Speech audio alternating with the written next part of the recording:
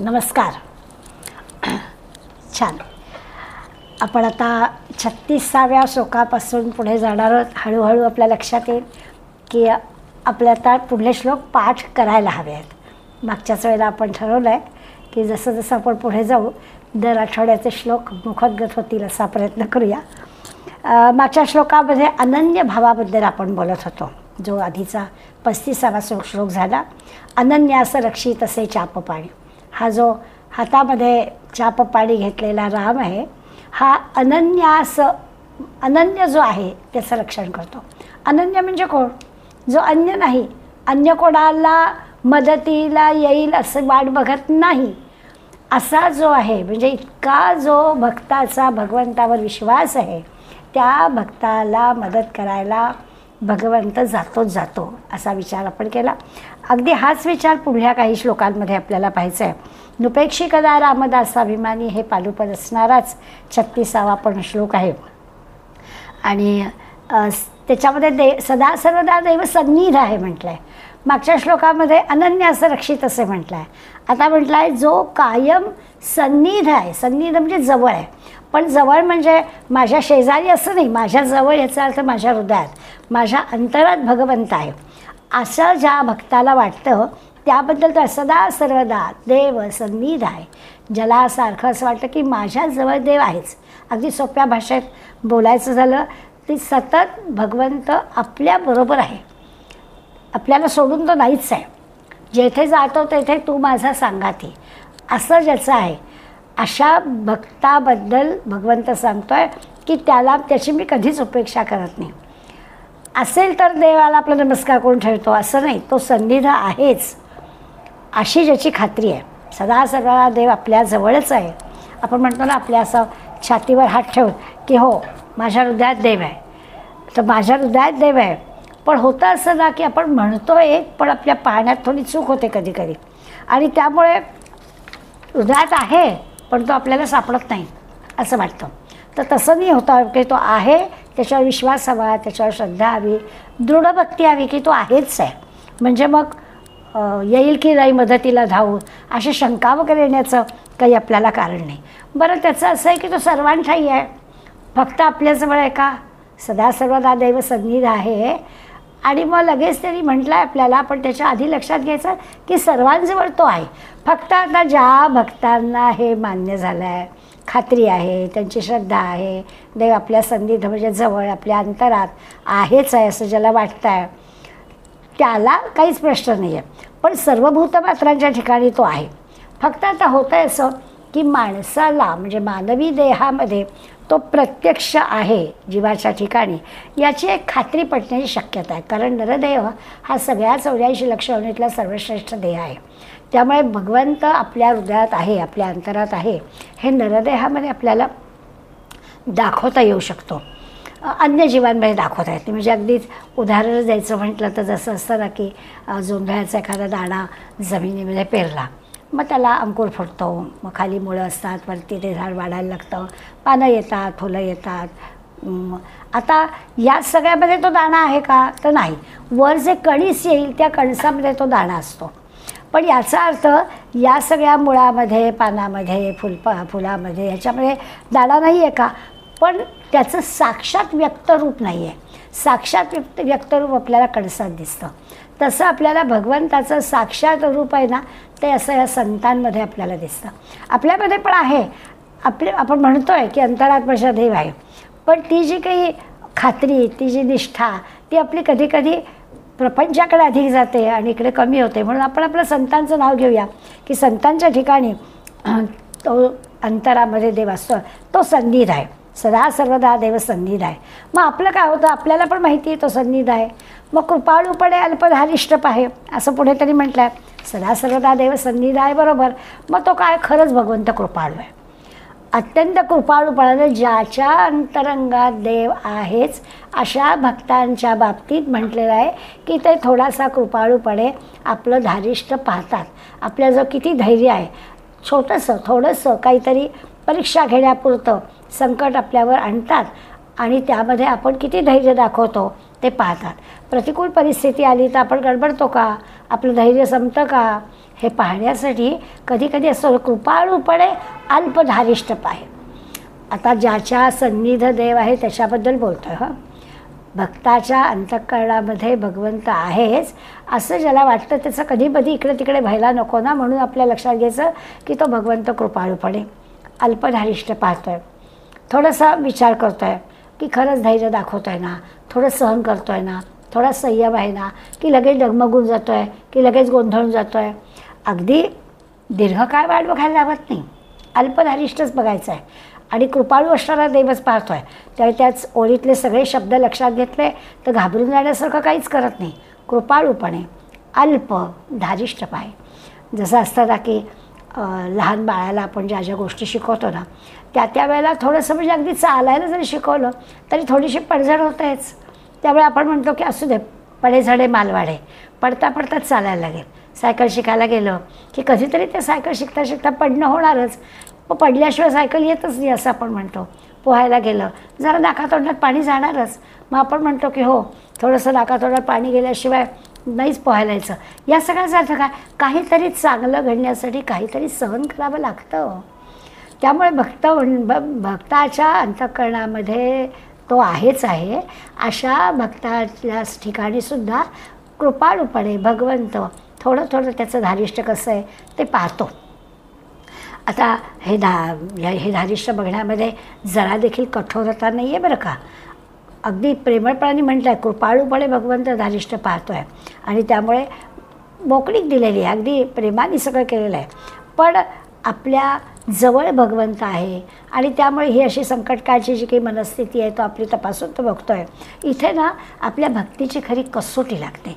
म्हणून त्यांनी असं म्हटलेलं आहे की आहे ना भगवंत, काही काळजी करायचं कारण नाही. असं म्हणतो आहे का हा भक्त, का डगबगून जातो आहे, गडबडून जातो आहे, हे पाहायचं असतं.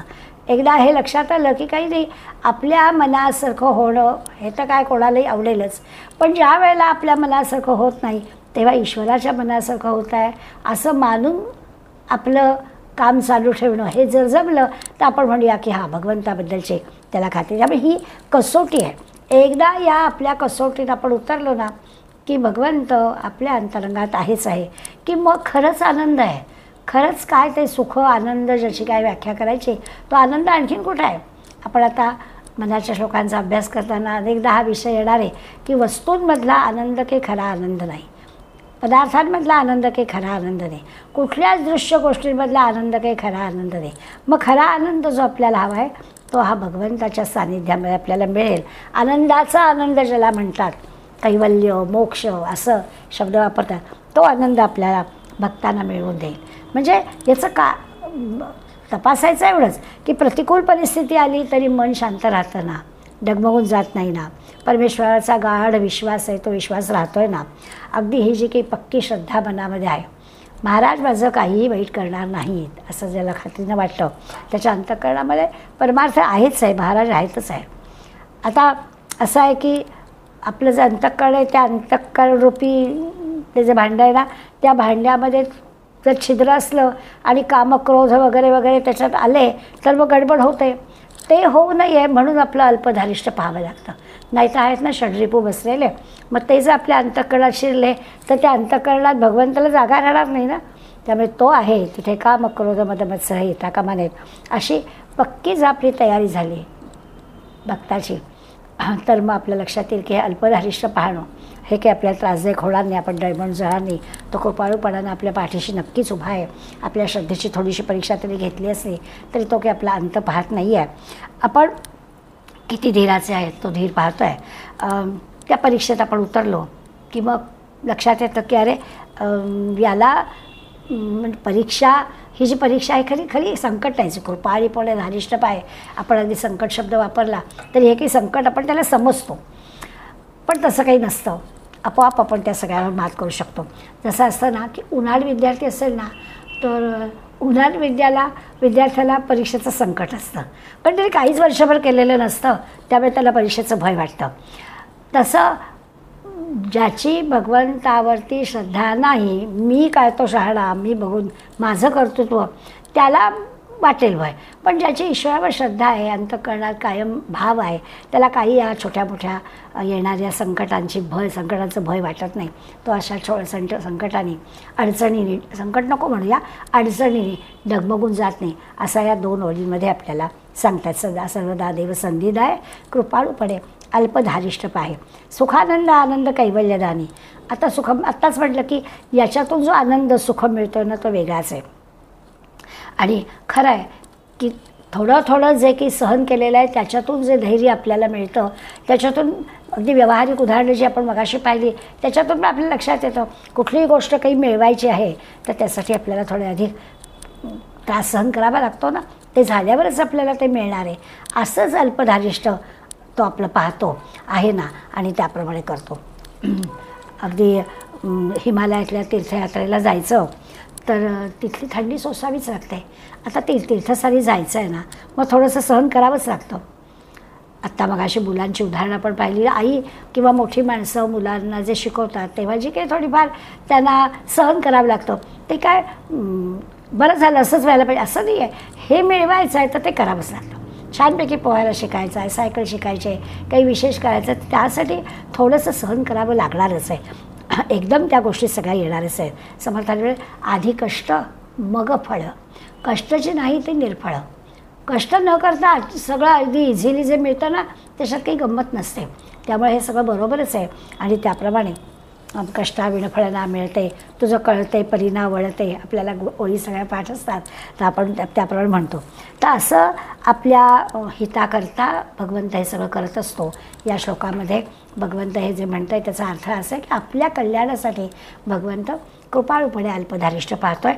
आपण फक्त काय लक्षात घ्यायचं की आपल्या सन्निध तो आहेच आहे, तो आपल्याबरोबर आहे.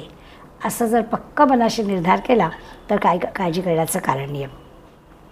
असं असतं की जसं असतं ना की आईला आपलं मूल असं दुबळं असून आवडत नाही, कणखर असलं पाहिजे. म्हणजे मुलगा भित्रा आहे, दुबळा आहे, तर आई त्याची भीती दूर करण्यासाठी काही काही योजना करते. तसंच थोडंसं हे आहे. भगवंताला सुद्धा भक्त दुबळा असलेला आवडत नाही. भगवंतसुद्धा भक्ताला ठामपणे उभं करण्यासाठी असं करतो आहे. त्यामुळे अल्पधारिष्ठाच्या मागचा भगवंताचा उद्देश हा आपल्या पालकांसारखा आहे.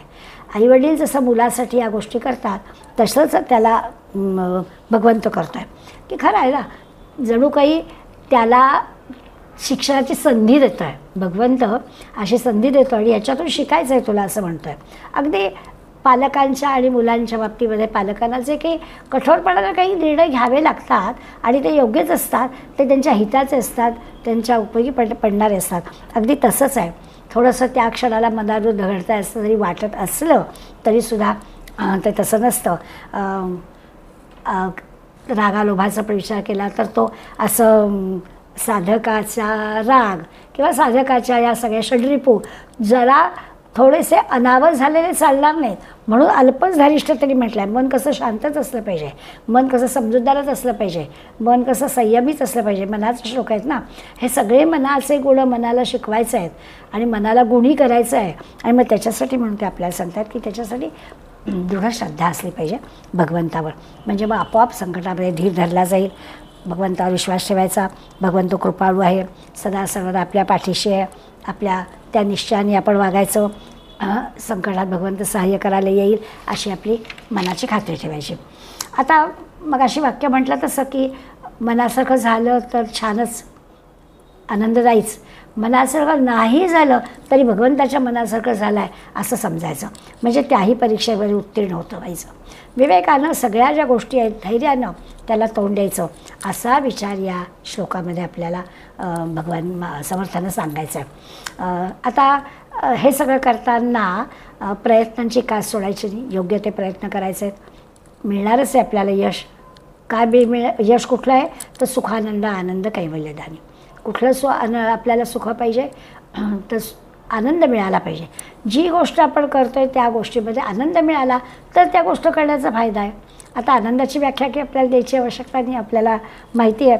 पण हा जेव्हा भगवंतावर आपण विश्वास ठेवू तेव्हा त्याचा परिणाम आपल्याला आनंददायी दिसेल. भगवंतांनी घेतलेल्या छोट्या मोठ्या परीक्षेमध्ये आपण धैर्याने तोंड द्यायचं आहे असा या श्लोकाचा अर्थ. परत एकदा मी 36वा श्लोक वाचते, म्हणजे सगळे शब्द क्लिअर होतील. सदा सर्वदा देवसन्निध आहे, कृपाळूपणे अल्पधारिष्ट पाहे, सुखानंद आनंद कैवल्यदानी, नुपेक्षी कदा रामदासाभिमानी. कैवल्य म्हणजे मोक्ष, हा सगळ्यात चांगला आनंद तो मिळाला पाहिजे. आता मोक्ष आणि मुक्ती या शब्दांकडे आपण पाहिलं तर आपल्याला असं वाटेल की अरे बापरे हे एवढं का, तर त्याचा काही संबंध नाही. मोक्ष मुक्ती याची देही याची डोळा आनंदाचा अनुभव घेणं हे अगदी मुक्तीचा मोक्षाचाच आनंद आहे, आणखीन वेगळा काय आहे. तर असा त्याचा विचार त्यांनी केला. आता नुपेक्षिकदा रामदासाभिमानी, भगवंत भक्ताची उपेक्षा कधीच करत नाही किंवा राम श्रीराम भक्ताची उपेक्षा करत नाही. याचा जो 37वा शेवटचा अखेरचा श्लोक आहे, आपण 10 श्लोक पाहतो आहे, तो 37व्या श्लोकामध्ये एक आपल्याला सुरुवातीलाच निसर्गाचं उदाहरण दिलं आहे. सदा चक्रवाकासी मार्तंड जैसा, उडी घाली तो संकटी स्वामी तैसा, हरिभक्तीचा घाव गाजे निशाणी, नुपेक्षी कदा रामदासाभिमान. राम कधीच भक्ताची उपेक्षा करत नाही. आणि मग असं तर एक पौराणिक वाङ्मयामध्ये चक्रवाक पक्ष्याची जोडी नेहमी सांगितली जाते. आणि कल्पना अशी आहे त्याची की हा चक्रवाक पक्षी जो आहे ते नेहमी असे नरमादी जोडीनेच राहतात. त्यांचा विरह त्यांना सहनच होत नाही, त्यामुळे ते दिवसभर एकत्र असतात. पण यांची गंमत अशी आहे की त्यांना रात्रीच्या वेळी दिसत नाही, अंधार पडला की त्यांना दिसेनासं होतं. आणि मग त्या अंधारामध्ये जर या दोघांची दुर्दैवाने चुकामुक झाली तर ते बिचारे एकमेकांना हाका मारत मारत राहतात आणि हाक तर पोचत नाही, दिसत तर नाही, आणि फार विरहाचं व्याकुळ होऊन जातात. आणि अशा या ताटातुटीचा शेवटी काय घडतं की इतकी ताटातूट होते, पण सूर्य आला, सदा चक्रवाकासी मार्तंड जैसा, सूर्य आला रे आला की या दोघांना दिसायला लागतं. आणि दिसायला की ते एकमेकांना शोधतात आणि मग एकमेकांना जी काही त्यांनी रात्रभर बिचाऱ्याने विरहात दुःखात काढलेली असते, व्याकुळ झालेले असतात, सूर्योदय होताच त्यांना आनंद होतो, त्यांना दृष्टी येते आणि ते एकमेकांना भेटतात. म्हणजे ती जी की विरह व्याकुळ अवस्था त्यांची असते ते त्याच्यासाठी सूर्य हा फार त्यांच्या जीवनात महत्त्वाचा असतो. आता जसा चक्रवाक जोडीला सूर्य महत्त्वाचा तसा भक्ताला भगवंत महत्त्वाचा. त्यांची विरह व्याकुळ अवस्था दूर करायला मार्कंड उपयोगी पडतो, म्हणजे सूर्य उपयोगी पडतो. म्हणून सदा चक्रवाकासी मार्तंड जैसा, तैसाच काय तैसा, उडी घाली तो संकटी स्वामी तैसा. जणू काही यांच्या या विरह वेदना बघून सूर्याला लक्षात येतं आणि सूर्य स्वतः येतो आणि त्यांच्या विरह वेदना दूर करतो.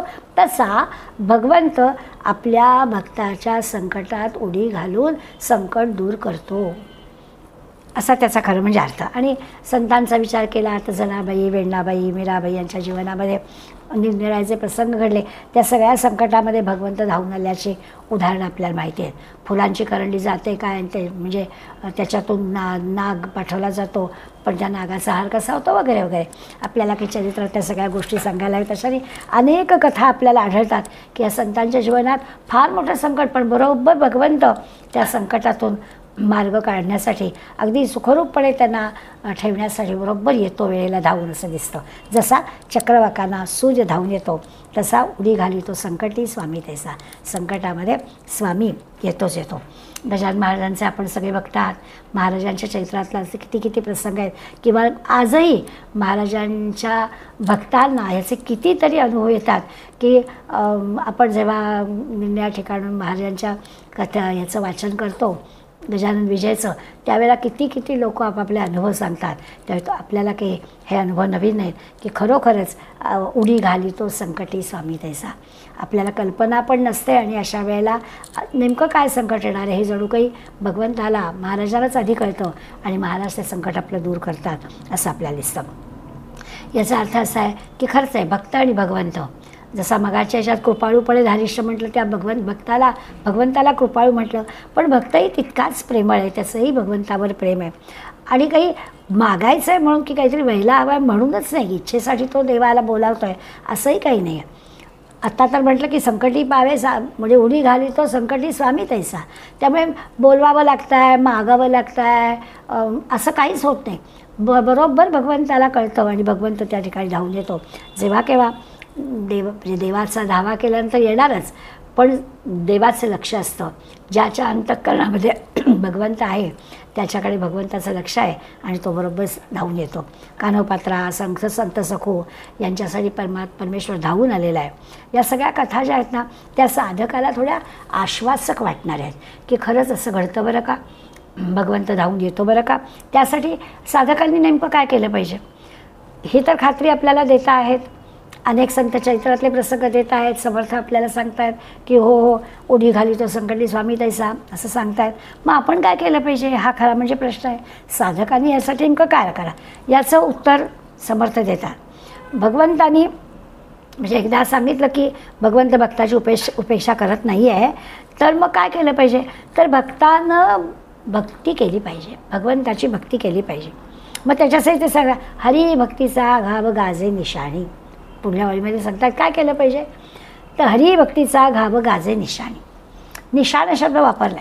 निशाणाचे वेगळे वेगळे अर्थ आपल्याला माहिती आहेत, सगळे अर्थ आपल्याला चालणार आहेत. हरिभक्तीचा घाव घालायचा आहे. ते निशाण कसं आहे तर हरिभक्तीचं आहे.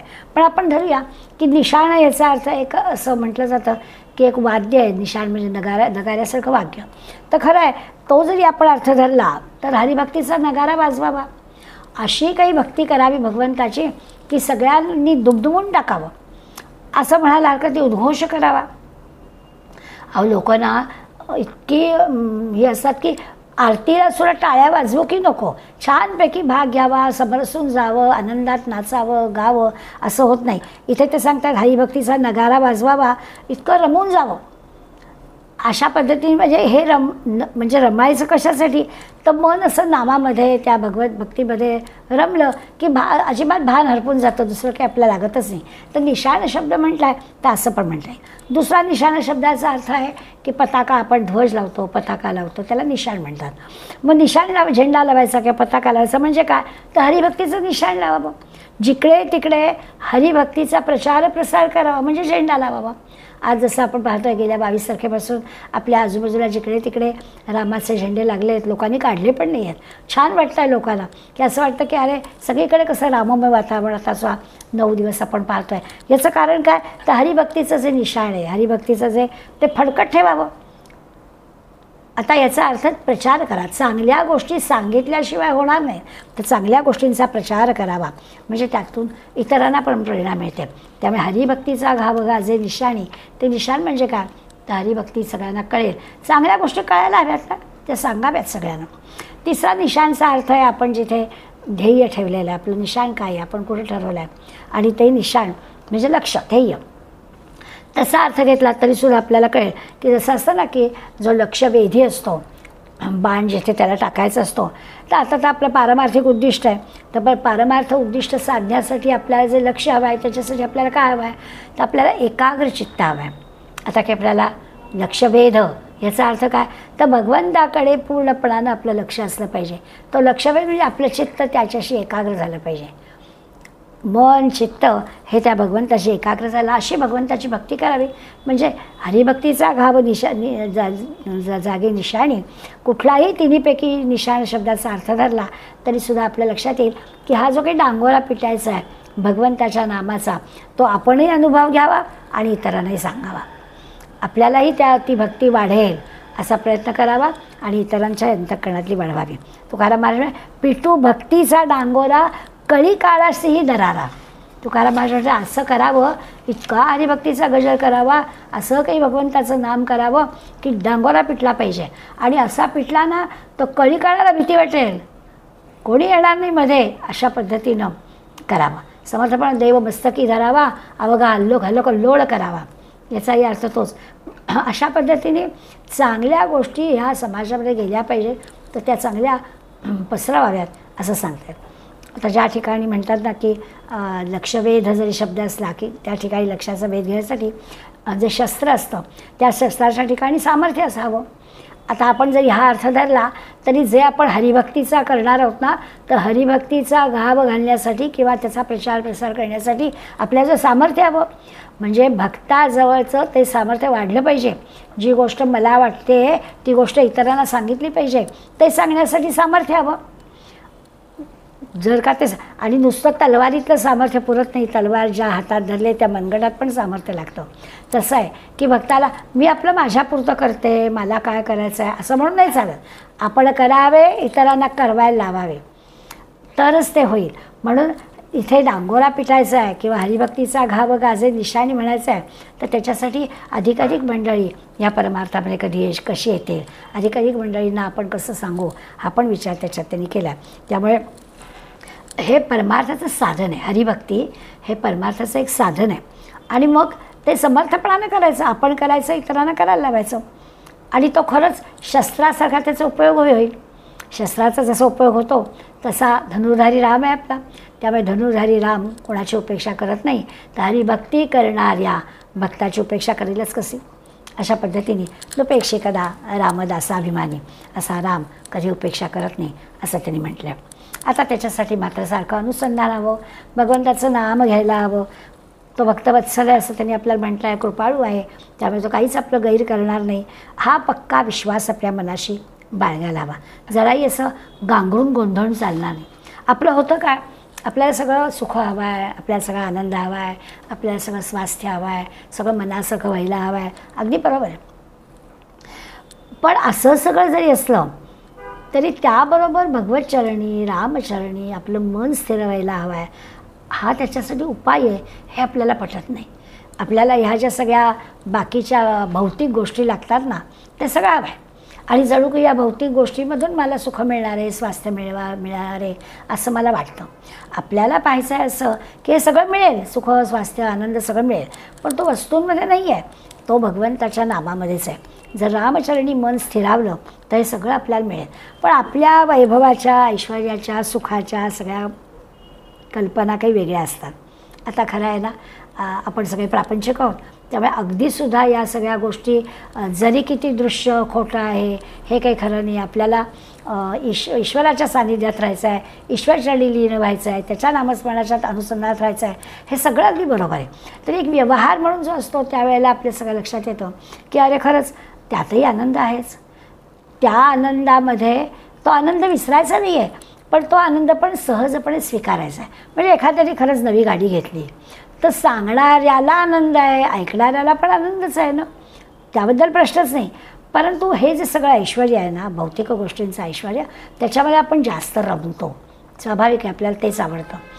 आता लक्षात असं येतं की हे जे भौतिक जीवनातलं जे ऐश्वर्य आहे, त्या ऐश्वर्याबरोबर आपण आणखीनपणे महत्त्वाची गोष्ट घेतलेली असते, ज्याला ताण भार असं म्हणतो ना, टेन्शन आपल्या रोजच्या शब्दामध्ये, ते पण येतं.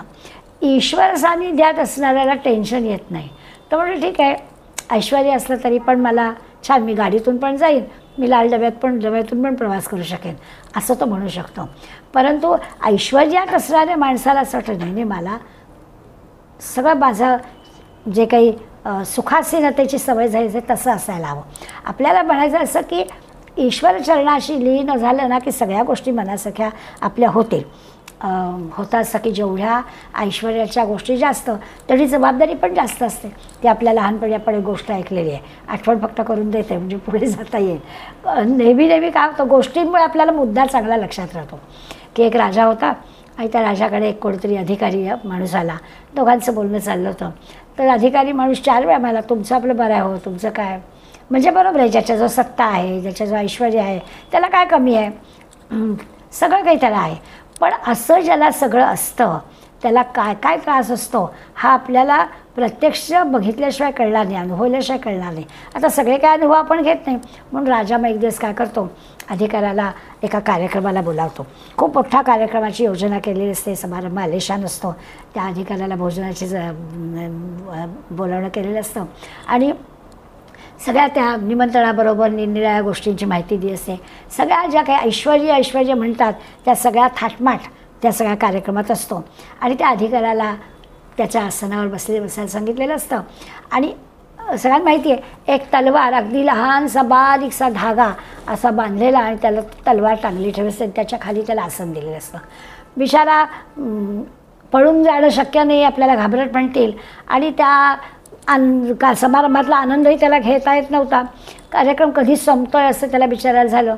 आणि मग राजेसाहेबांनी विचारलं की काय कसं झाला कार्यक्रम. काय म्हणाला, मी करणार, मला कुठलाच आनंद घेता आला नाही, कारण सारखी टांगती तलवार ती डोक्यावर होती ना. केव्हा त्या एवढासा बारीक दोऱ्याला लावली आहे आणि जर पडली तर आपला कपाळमोक्षच होणार. म्हणून म्हणाले मला काही समारंभातला आनंद घेता आला नाही. राजा म्हणाला, अरे बाबा, हे असंच असतं, जेवढं आपल्याला ऐश्वर्य दिसतं ना, त्या ऐश्वर्याच्या मागे ही अशी डोक्यावरती टांगती तलवार असते. त्या सुखाच्या ज्या माणसाच्या कल्पना आहेत ना, त्या सुखाच्या कल्पना ठीक आहे, आपल्याला ते मिळावंच याच्यासाठी काही करून उपयोग होत नाही. आवश्यक जे आहे ते छानपैकी आपल्याला मिळतं, त्याच्यात आनंद मानावा. लहानपणी आपल्याला आपले पालक काही काही छान म्हणायचे, पोटापुरते देई बाप्पा, मागणे लई नाही. तसं आहे की आपल्याला जे आवश्यक आहे तेवढं मिळावं, बरोबर आहे, पण हे पण हवं आहे, हे पण हवं आहे, असं पण हवं आहे, हे पुरत नाही म्हणून आणखीन हवं आहे, असं जेव्हा आपण करतो तेव्हा त्या ऐश्वर्याच्या ह्याच्यामध्ये आपण आपलं उगाचच आपली दमछाक होते आणि ईश्वर बाजूलाच राहतो. मनाचे श्लोक आपल्याला सांगतात की ते मिळायचं तर ऐश्वर्य मिळेल, जे आपल्या याच्यामध्ये असतं ते मिळतंच प्राप्तरात आपल्याला. आपण काय करावा, सदा हरिभक्तीचा गाजे निशाणी आणि नुपेक्षी कदा रामदासा अभिमानी असं सांगितलं आहे ना, तिथे त्या सानिध्यात राहावं. आता हे सगळं मी आपल्याला सांगण्याचं कारण असं आहे की पुढले जे 5 श्लोक आहेत 38 पासून 42पर्यंत, त्या श्लोकांमध्ये शेवटचं पालुपद आहे, मना सज्जना राघवी वस्ती कीजे. आत्तापर्यंत आपल्याला सांगून झालं नुपेक्षी कदा रामदासा अभिमानी. राम आपल्या भक्तांची कधी उपेक्षा करत नाही.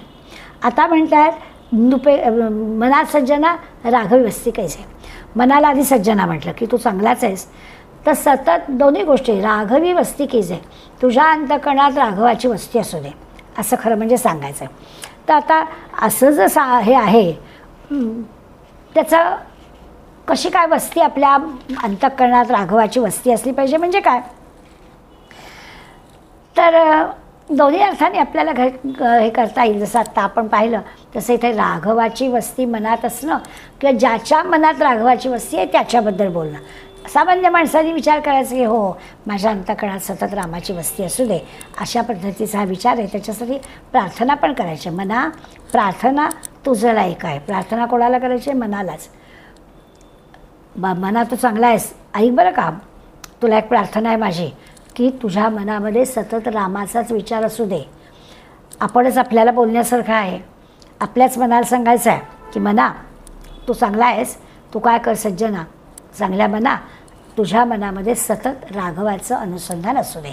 वस्ती असू दे म्हणजे काय, तर राघवाचं अनुसंधान असू दे. खरं म्हणजे चांगल्या मनामध्ये राघवाचं हे असतंच, त्यालाच आपण चांगलं मन म्हणतो.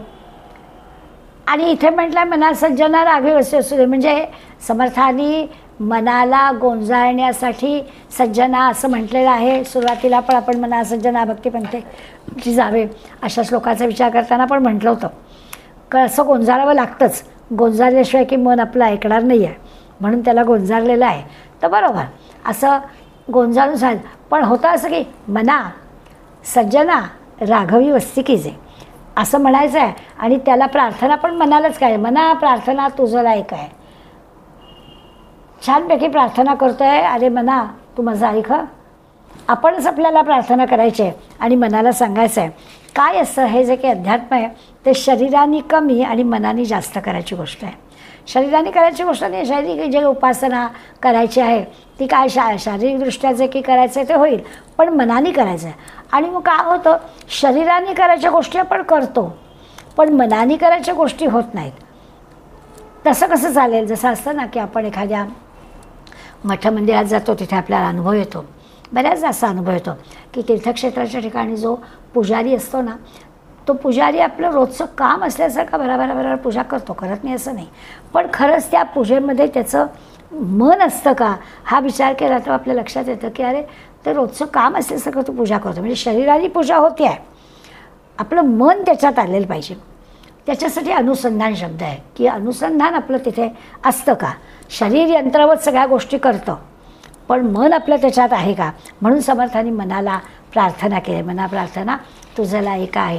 आणि काय प्रार्थना करताना अगदी खरंच विनंती केली, बा मना काय म्हणतात तर तू होणार ना, परमार्थाला अनुकूल होणार ना, असा त्याच्यामध्ये खरा प्रश्न आहे. आणि पुढे म्हटलं आहे की रघुराज थक्कीत होऊन पाहे, म्हणजे तुझ्या मनामध्ये असं जेव्हा अतिशय छानपैकी तुला प्रार्थना केली तू ऐकलंयस तर रामसुद्धा थक्क होईल असं म्हटलं आहे. किंवा तुझ्यात थक्क होईल हे दोन्हीकडून होऊ शकतं. रामराजाही थक्क होऊन जाईल जर भक्ताच्या मनामध्ये इतका सतत अनुसंधान आहे तर भगवंतच थक्क होऊन जाईल. किंवा भक्तसुद्धा भगवंत आपल्याजवळ यादी थक्क होऊन जाईल. दोन्ही गोष्टीकडून थक्क होता येतं. त्यामुळे आपली भक्ती पाहून भगवंत थक्क होणं किंवा भक्तानं थक्क होऊन भगवंताचं रूप पाहणं दोन्ही गोष्टी बरोबर आहेत. राघवाचं रूप पाहताना बऱ्याचदा असं होतं ना की अनेक ग्रंथांचे अभ्यासक आपल्याला सांगतात की प्रत्येक वेळेला ग्रंथ वाचताना त्याचा वेगळा अर्थ कळतो. हे जे आहे ते थक्क होणं आहे. तर आपलं जे दैवत आहे त्याच्या कथा ऐकणं, त्याच्या गोष्टी सांगणं, इतरांना सांगणं, त्याच्याबद्दल काही करणं, हे सगळं जे आपण करतो ते थक्क होऊन जाणारच असतं. जसं जसं आपण करतो नवीन नवीन ऐकायला मिळतं तसं आणखीन थक्क व्हायला होतं. तर तसं असेल रामाचं वर्णन, रामाबद्दलचं स्मरण, रामाचंच भजन असं केलं की हे प्रत्येक वेळी माणसाच्या मनाला आश्चर्यवत वाटतं. असं होतं की आपण आजच माझं झालं की गेल्या अनेक वर्षामध्ये या रामायणाच्या 10 दिवसामध्ये वंदनीय मावशी केळकरांचं रामायणाचं पुस्तक आम्ही वाचत होतो. यावर्षी आम्हाला निवेदिता भिडे यांचं पुस्तकाच्या वाचनाची छान संधी मिळाली. तर आता त्याच्यामध्ये मिळालेल्या रामाबद्दलच्या अनंत गोष्टी, तिथले अनंत विचार आपल्याला असं थक्क करून टाकणारे आहेत. जे परमदैवत आहे, ज्याच्यावर आपली निष्ठा आहे, श्रद्धा आहे, त्या भगवंताबद्दल ऐकायला, सांगायला आपल्याला खूप आवडतं. आणि हे थक्क होणं आहे की अरे वा, यांनी फार सुंदर मांडलं आहे, यांनी फार सुंदर विचार मांडला आहे, अशा पद्धतीने आपल्याला थक्क व्हायला होतं. ह्याचा अर्थच असा आहे की त्याचं अनुसंधान आपल्याला असलं पाहिजे. मी आत्ता म्हटलं तसं की भगवंताविषयी म्हणजे भक्तांनी थक्क होऊन भगवंताचं रूप पाहायचं, वेगळी रूपं पाहायची, वेगवेगळे गुण पाहायचे आणि भक्तांनी थक्क होऊन जायचं. किंवा भक्ताची भक्ती पाहून भगवंतांनी थक्क होऊन जायचं. दोन्ही गोष्टी आपल्या लक्षात येईल. प्रत्येक वेळी असं आहे की ईश्वराच्या संदर्भामध्ये आपला भाव उत्कट असला पाहिजे. उत्कट भाव असला की मग आपल्याला ती ओढ लागते. परमार्थाची शेवटी ती काय 5 वर्षाचा कोर्स नाही आहे की हा केला की परमार्थ कळला असं नाही. ती ओढ असावी लागते. याचा अर्थच असा आहे की अंतःकरणामध्ये जर अन्य सगळे म्हणजे विषय वासना असतील ना तर परमार्थाची ओढ लागणार नाही. मग ते जर शुद्ध असेल, तिथे राघवाची वस्ती असेल तर मग परमार्थाची ओढ लागेल. उत्कट प्रेम भगवंताचं यायला त्या अंतःकरणामध्ये भगवंत असला पाहिजे ना. त्याच्याविषयी जर प्रेमादर असेल तर आपल्याला खरोखर हा थक्क होणारा भाव होईल, आपोआपच काम होईल. यासाठी संतांचा खरं म्हणजे चष्मा लावायला हवा. संत भगवंताकडे कसे पाहत आहेत त्या दृष्टीने विचार केला तर आपल्याला कळेल. का होतं, आपणही पंढरपूरचं पांडुरंगाचं दर्शन घेतो, पण त्या विठ्ठलाचं रूप पाहिल्यावर सुख झाले हो साजणी, हा जो माऊलींचा अनुभव आहे तो आपल्याला होतो का की खरंच सुख झाले हो साजणी.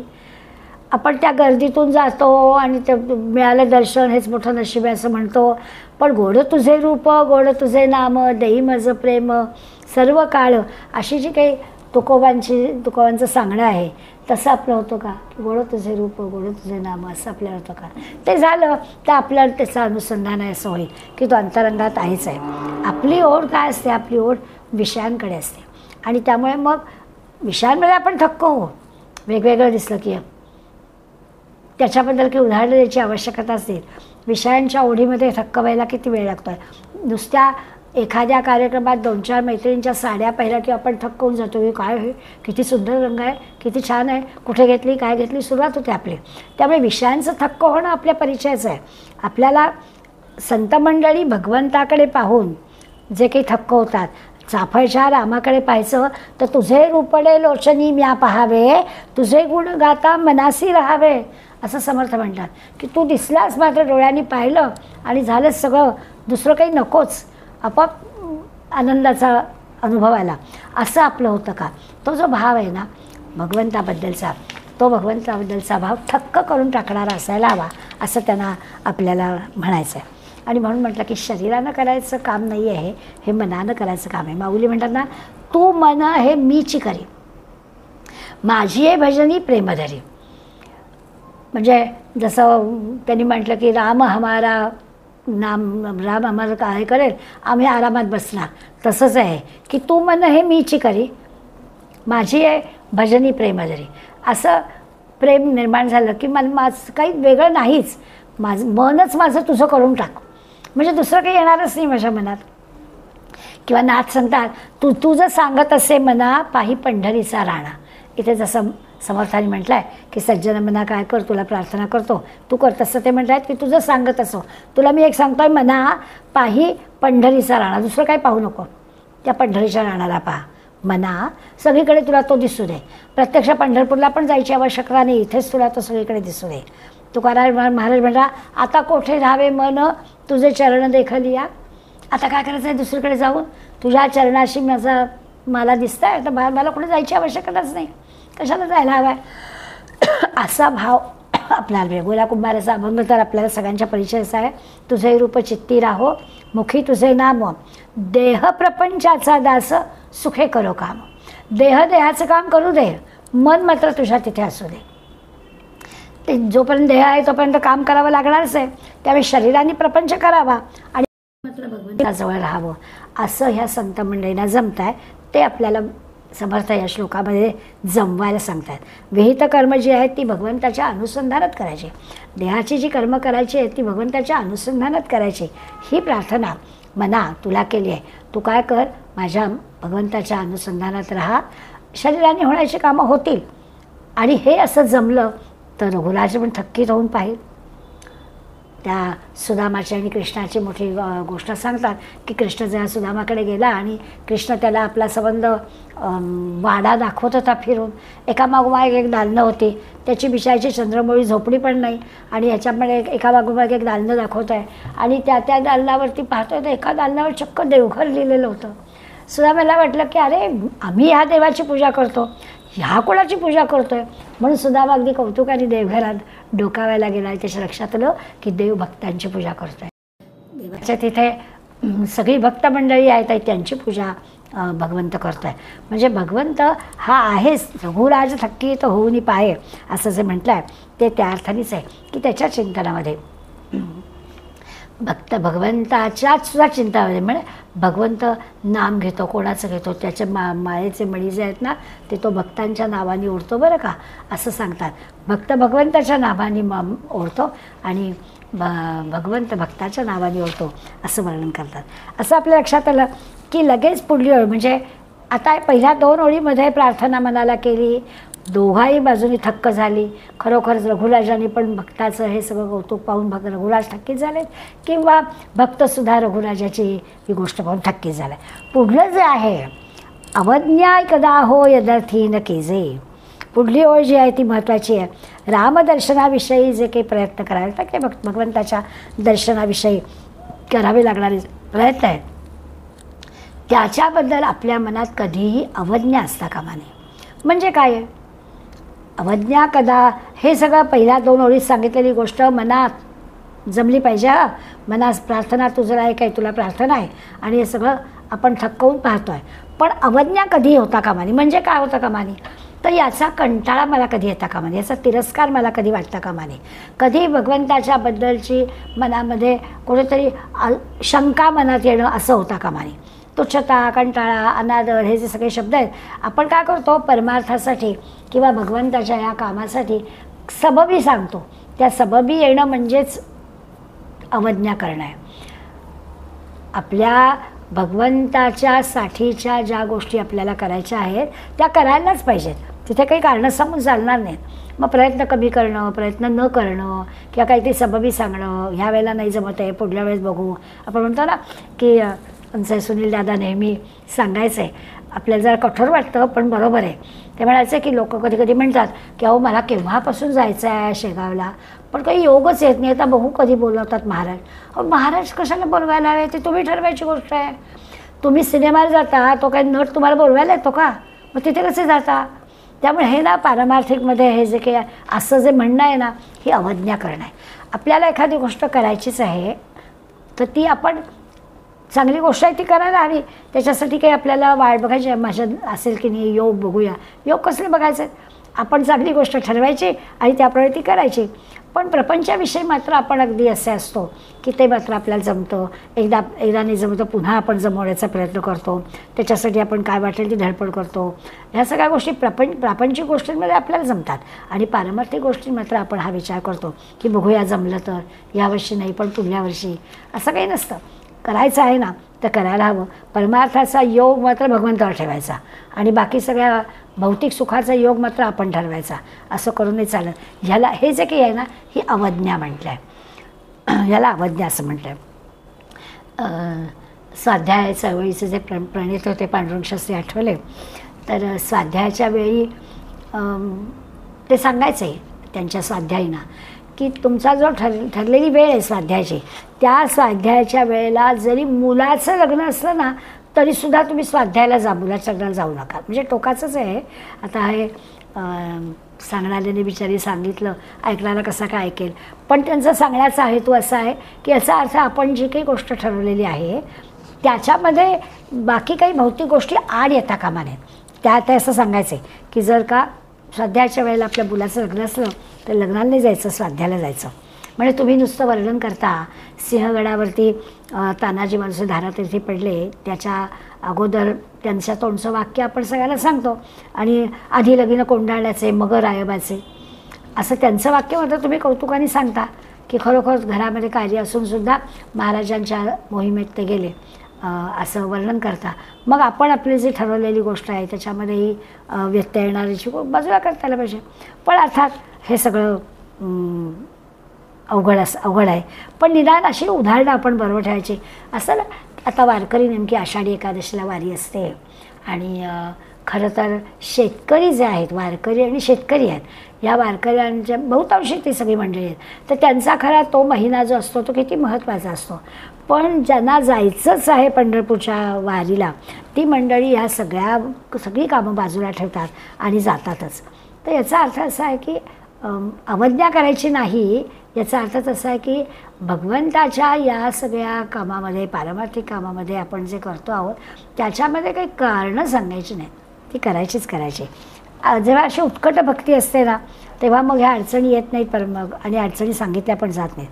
पण त्याला अशी परमार्थाची ओढ असली पाहिजे तर ही ह्या गोष्टी होतात. आणि मग असं असेल ना तर मग तो श्रीराम तुमच्याकडे आश्चर्याने पाहिल, रघुराज थक्की तो होऊनी पाहिल असं म्हटलं आहे ना. असं ज्याला जमतं त्याच्याकडे थक्क होऊन पाहिल. म्हणून अगदीच पांडुरंग शास्त्री सांगतायत तसं आपल्याला प्रत्येक वेळेला जमणार असं नाही. सांगण्याचा मुद्दा असा की श्रीराम तुझ्याकडे आश्चर्याने थक्क होऊन पाहणार आहे केव्हा तू जेव्हा अशा पद्धतीनं अनुसंधानात काम करशील तेव्हा. अर्थ तोच आहे की अवज्ञा कधी करून घेऊ नको, आपोआपच तुला हे होईल आणि मग त्याचं कौतुक श्रीरामाला वाटेल. म्हणजे देवालाच भक्ताची ओढ आहे, भक्ताला देवाची ओढ असलीच पाहिजे. श्रीकृष्णाला गोपींची ओढ होती, गोपींना श्रीकृष्णाची ओढ होतीच असं दिसेल. म्हणजे ह्या आता मना सज्जना राघवी वस्ती की जे या पादुपदाचे आपल्याला 5 श्लोक शिकायचे आहेत. तर ते आपल्याला कळा. मना सज्जना राघवाची वस्ती असू दे.